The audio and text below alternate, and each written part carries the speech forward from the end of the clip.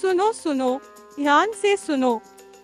मैं जो आप लोगों को गंगा मैया की कहानी को इस प्रकार से सुनाने वाला हूँ कि तो आज तक आप लोगों को कोई नहीं सुनाया होगा। ना तो आप लोग कभी सुने होंगे, ना कोई इस प्रकार से आप लोगों को बताया होगा जिस प्रकार से मैं आप लोगों को बताऊंगा। तो अब ध्यान से सुनो।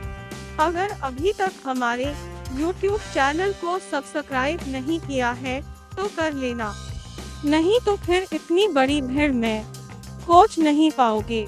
तो मैं आप लोगों को कहानी कौन सा सुनाने वाला हूँ? मैं वो कहानी सुनाने वाला हूँ कि गंगा मैया को धरती पर कौन लाया था और उस आदमी का नाम क्या है, और उन्होंने गंगा मैया को धरती पर क्यों लाया था, किस लिए लाया था। इन सारी बातों को जानिए विस्तार से।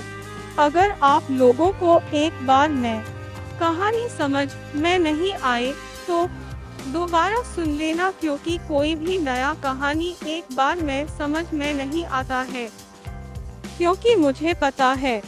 इसीलिए मैं कहता हूँ कि अगर समझ में नहीं आया होगा तो दोबारा सुन लेना। अगर एक बार में ही समझ में आ जाए तो फिर कोई बात नहीं। तो अब करते हैं वीडियो को स्टार्ट। गंगा मैया धरती पर आने की कथा और गंगा मैया के जन्म का कथा। एक ऋषि विश्वामित्र ने इस प्रकार से कथा सुनाना आरंभ किया था। और पर्वतराज हिमालय की अत्यंत रूपवती थी, लावण्यमयी एवं सर्वगुण संपन्न दो कन्याएं थी, और सुमेरु पर्वत की पुत्री मैना के इन कन्याओं की माता थी। और हिमालय की बड़ी पुत्री का नाम गंगा तथा छोटी पुत्री का नाम उमा थी। और गंगा अत्यंत प्रभावशाली और असाधारण दैवी गुणों से संपन्न थी। वह किसी बंधन को स्वीकार न करके वो अपनी मनमाने मार्गों का अनुसरण करती रहती थी। और उसकी इस असाधारण प्रतिभा से प्रभावित होकर देवता लोग विश्व के ज्ञान की दृष्टि से उसे हिमालय से मांग कर ले गए थे। और पर्वतराज की दूसरी कन्या उमा बड़ी तपस्विनी थी। उसने कठोर एवं असाधारण तपस्या करके महादेव जी को वर के रूप में प्राप्त किया था। और विश्वामित्र के इतना कहने पर राम ने कहा, हे भगवान, जब गंगा को देवता लोग सुरलोक ले गए तो वह पृथ्वी पर कैसे अवतरित हुई थी, और गंगा को त्रिपथा क्यों कहते हैं? इस पर ऋषि विश्वामित्र ने बताया है कि महादेव जी का विवाह तो उमा के साथ हो गया था, किंतु 100 वर्ष तक भी उनके किसी संतान की उत्पत्ति नहीं हुई थी। और एक बार महादेव जी के मन में संतान उत्पन्न करने का विचार आया था, तो जब उनके इस विचार की सूचना ब्रह्मा जी सहित देवताओं को मिली थी तो वे विचार करने लगे कि शिव जी के संतान के तेज को कौन संभाल सकेगा। उन्होंने अपनी इस शंका को शिव जी के सम्मुख प्रस्तुत किया था, और उनके कहने पर अग्नि ने यह भार ग्रहण किया था। और परिणाम स्वरूप अग्नि के समान महान तेजस्वी स्वामी कार्तिकेय का जन्म हुआ था।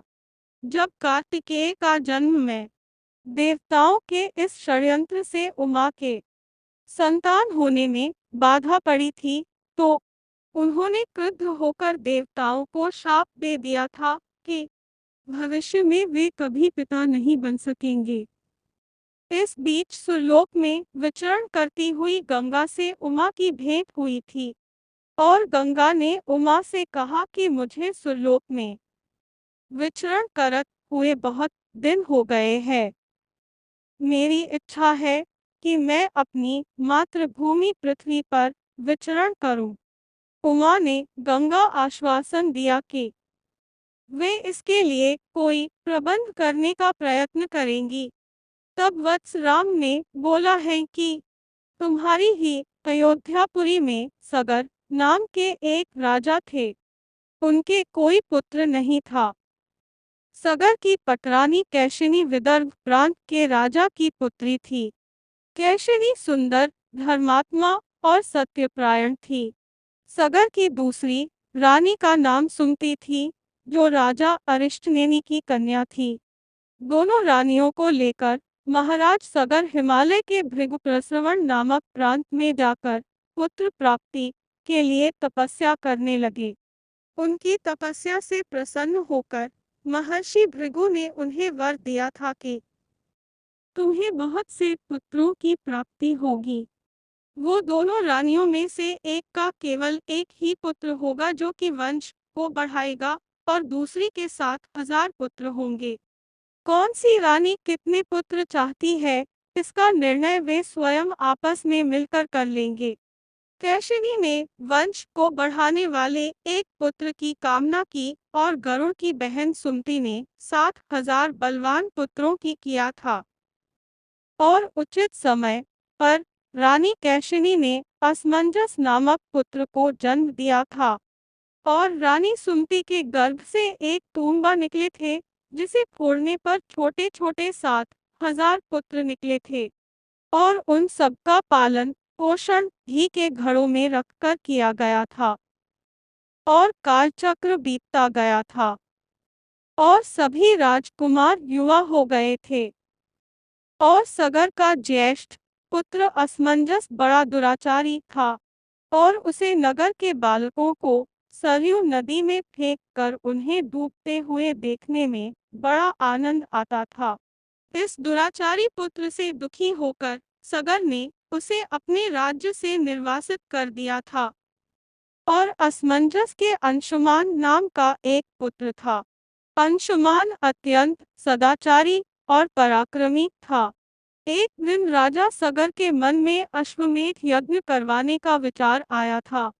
शीघ्र ही उन्होंने अपने इस विचार को कार्य रूप में परिणत कर दिया था। और राम ने ऋषि विश्वामित्र से कहा कि हे गुरुदेव, मेरी रुचि अपने पूर्वज सगर की यज्ञ गाथा को विस्तार पूर्वक सुनने में है। अतः कृपा करके इस वृतांत को पूरा पूरा सुनाइए। राम के इस तरह कहने पर ऋषि विश्वामित्र प्रसन्न होकर कहने लगे, राजा सगर ने हिमालय एवं विंध्याचल के बीच की हरी भरी भूमि पर एक विशाल यज्ञ मंडप का निर्माण करवाया था। और फिर अश्वमेध यज्ञ के लिए श्यामकर्ण घोड़ा छोड़कर उसकी रक्षा के लिए पराक्रमी अंशुमान को सेना के साथ उसके पीछे पीछे भेज दिया था।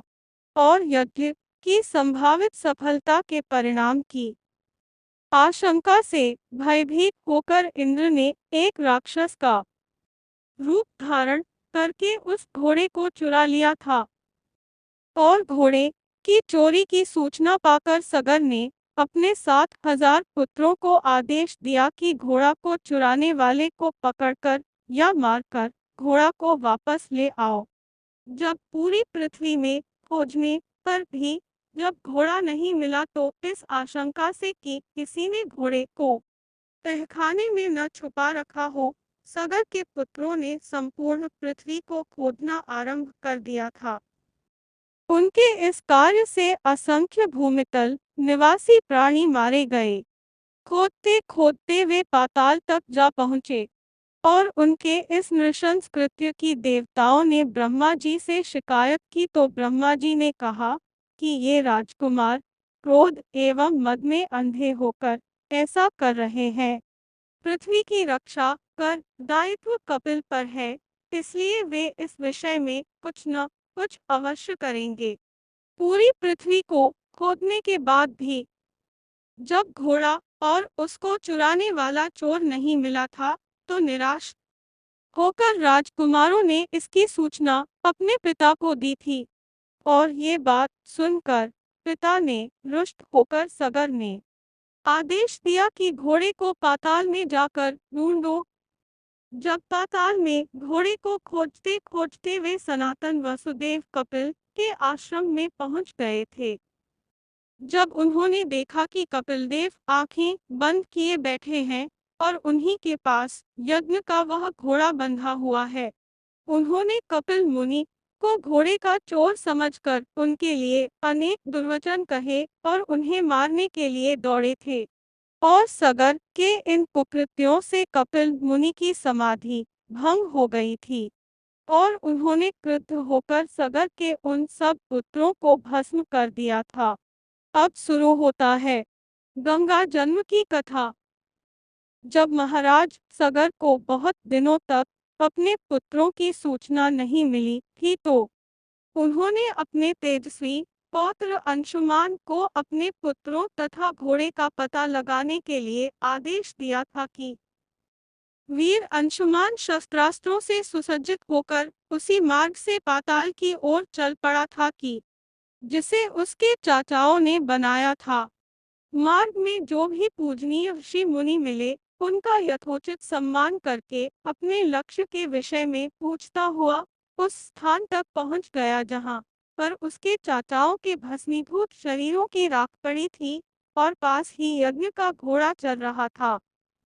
अपने चाचाओं के भस्मीभूत शरीरों को देखकर उसे बहुत दुख हुआ था और उसने उनका तर्पण करने के लिए जलाशय की खोज की किंतु उसे कहीं जलाशय दिखाई नहीं पड़ा था। तभी उसकी दृष्टि अपने चाचाओं के मामा गरुड़ पर पड़ी थी। उन्हें सादर प्रणाम करके अंशुमान ने पूछा कि बाबा जी, मैं इनका तर्पण करना चाहता हूँ। पास में यदि कोई सरोवर हो तो कृपा करके उसका पता बताइए। यदि आप इनकी मृत्यु के विषय में कुछ जानते हैं तो वह भी मुझे बताने की कृपा करें। गरुड़ जी ने बताया कि किस प्रकार उसके चाचाओं ने कपिल मुनि के साथ उद्दंड व्यवहार किया था जिसके कारण कपिल मुनि ने उन सबको भस्म कर दिया है। और इसके पश्चात गरुड़ जी ने अंशुमान से कहा कि ये सब अलौकिक शक्ति वाले दिव्य पुरुष के द्वारा भस्म किए गए हैं, अतः लौकिक जल से तर्पण करने से इनका उद्धार नहीं होगा। केवल हिमालय की ज्येष्ठ पुत्री गंगा के जल से ही तर्पण करने पर इनका उद्धार संभव है। अब तुम घोड़े को लेकर वापस चले जाओ जिससे कि तुम्हारे पितामह का यज्ञ पूर्ण हो सके। और उन्होंने गरुड़ जी की आज्ञानुसार अंशुमान वापस अयोध्या पहुंचे और अपने पितामह को सारा वृतांत सुनाया। ओ महाराज, सगर ने दुखी मन से यज्ञ पूरा किया। वे अपने पुत्रों के उद्धार करने के लिए गंगा को पृथ्वी पर लाना चाहते थे, पर ऐसा करने के लिए उन्हें कोई भी युक्ति न सूझी थी। और थोड़ा रुककर ऋषि विश्वामित्र कहा कि महाराज सगर के देहांत के पश्चात अंशुमान बड़ी न्यायप्रियता के साथ शासन करने लगे थे। अंशुमान के परम प्रतापी पुत्र दिलीप हुए। दिलीप के वयस्क हो जाने पर अंशुमान दिलीप को राज्य का भार सौंपकर हिमालय की कंदराओं में जाकर गंगा को प्रसन्न करने के लिए तपस्या करने लगे, किंतु उन्हें सफलता नहीं प्राप्त हो पाई और उनका स्वर्गवास हो गया।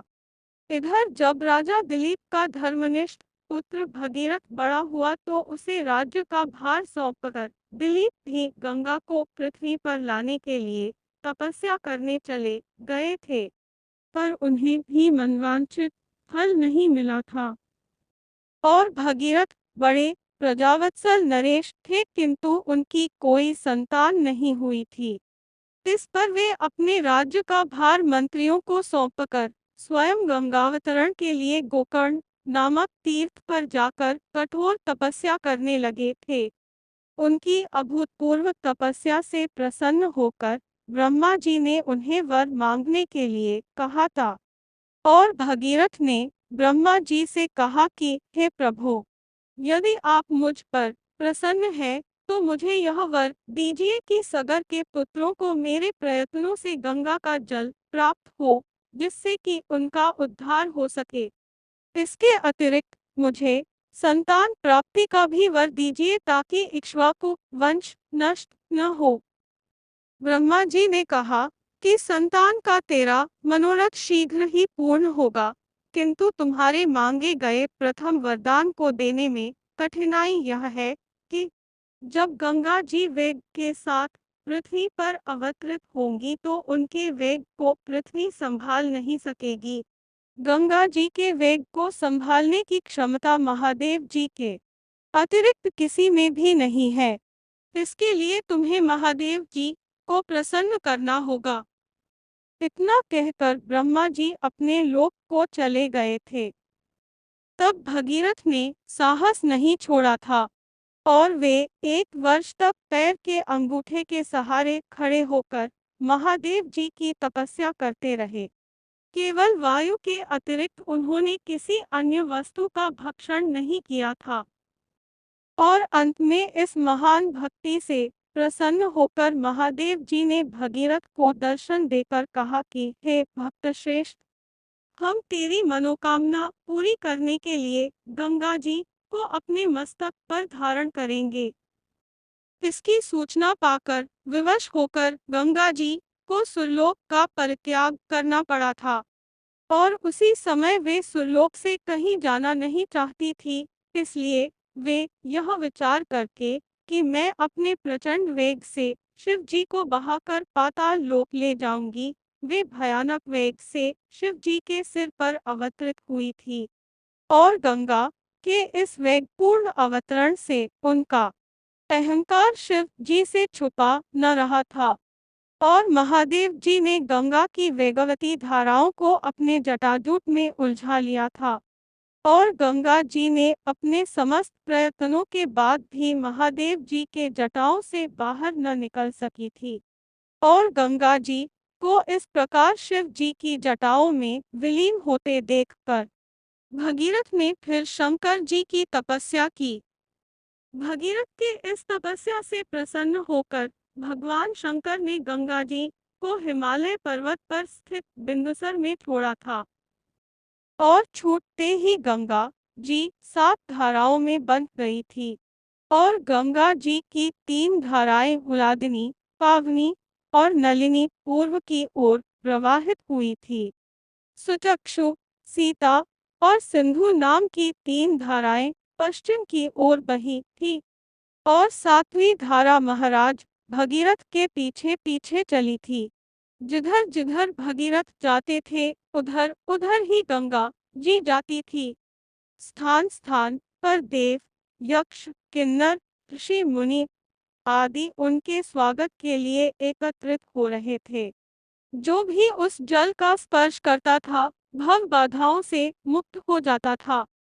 चलते चलते गंगा जी उस स्थान पर पहुंची थी कि जहां पर ऋषि जम्मू यज्ञ कर रहे थे और गंगा जी ने अपने वेग से उनके यज्ञशाला को संपूर्ण सामग्री के साथ बहाकर ले जाने लगी थी और जब ऋषि ने देखा कि इससे ऋषि को बहुत क्रोध आया था और उन्होंने क्रुद्ध होकर गंगा का सारा जल पी लिया था और यह देखकर समस्त ऋषि मुनियों को बड़ा विस्मय हुआ और वे गंगा जी को मुक्त करने के लिए उनकी स्तुति करने लगे थे और उनकी स्तुति से प्रसन्न होकर जम्मू ऋषि ने गंगा जी को अपने कानों से निकाल दिया था और उन्हें अपनी पुत्री के रूप में स्वीकार कर लिया था। तब से गंगा जाह्नवी कहलाने लगी थी और इसके पश्चात वे भगीरथ के पीछे चलते चलते समुद्र तक पहुंच गई थी और वहां से सगर के पुत्रों का उद्धार करने के लिए रसातल में चली गई थी और उनके जल के स्पर्श से भस्मीभूत हुए थे और सगर के पुत्र निष्पाप होकर स्वर्ग चले गए थे और उसी दिन से गंगा के 3 नाम हुए थे, पहला त्रिपटवा, दूसरा जाह्नवी और तीसरा भागीरथी। तो मेरी प्यारे बहन भाई माता और दोस्तों, ये कहानी आप लोगों को कैसी लगी और इस कहानी से क्या सीखने को मिला है? अगर आप लोगों को इस कहानी से कुछ अच्छा सीखने को मिला है तो कुछ अपना राय कमेंट बॉक्स में जरूर लिखना और इसी प्रकार से कहानी को सुनने के लिए हमारी YouTube चैनल को सब्सक्राइब जरूर कर लेना जी, ताकि मैं जब भी अगले वीडियो अपलोड करूं तो सबसे पहले आप लोगों के पास पहुंचे, तो अब आप लोग हमें अपना कीमती समय देने के लिए दिल से धन्यवाद, धन्यवाद, धन्यवाद।